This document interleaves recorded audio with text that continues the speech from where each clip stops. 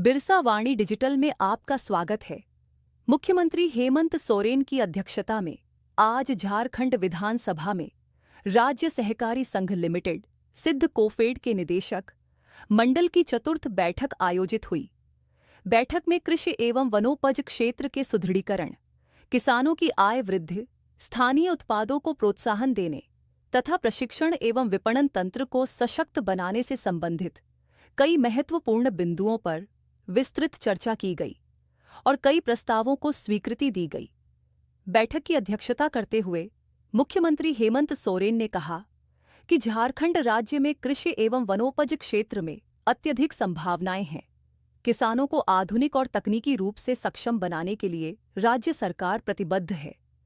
मुख्यमंत्री ने कहा कि राज्य सरकार का मुख्य उद्देश्य किसानों को खेती के प्रत्येक चरण उत्पादन, भंडारण, प्रसंस्करण से लेकर विपणन तक पूर्ण सहयोग प्रदान करना है।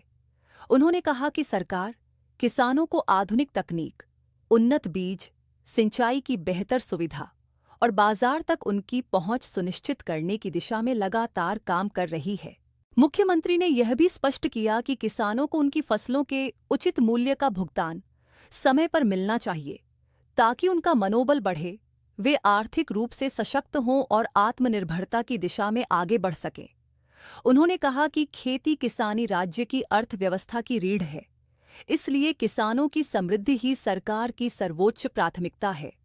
उन्होंने जलस्रोतों के संरक्षण और चेक डैमों की मरम्मत एवं देखरेख की आवश्यकता पर भी विशेष बल दिया।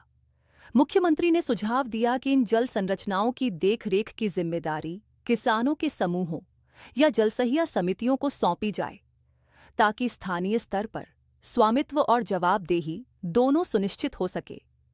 इस ऐप के माध्यम से राज्य के विभिन्न जिलों के किसान अपनी फसलों, आवश्यक कृषि सामग्रियों, विपणन स्थिति और बाजार संबंधी जानकारी को सीधे डिजिटल माध्यम से साझा कर सकेंगे। मुख्यमंत्री ने कहा कि इस डिजिटल पहल से किसानों को न केवल अपने उत्पादों के बेहतर मूल्य निर्धारण में सहायता मिलेगी, बल्कि उन्हें बाजार की वास्तविक स्थिति की अद्यतन जानकारी भी प्राप्त होगी। उन्होंने यह भी निर्देश दिया कि कृषि विभाग का एक स्थानीय पोर्टल विकसित किया जाए, जिसके माध्यम से उपभोक्ता सीधे किसानों से जुड़कर कृषि उत्पादों की खरीद कर सके। देखते रहिए बिरसा वाणी डिजिटल। धन्यवाद।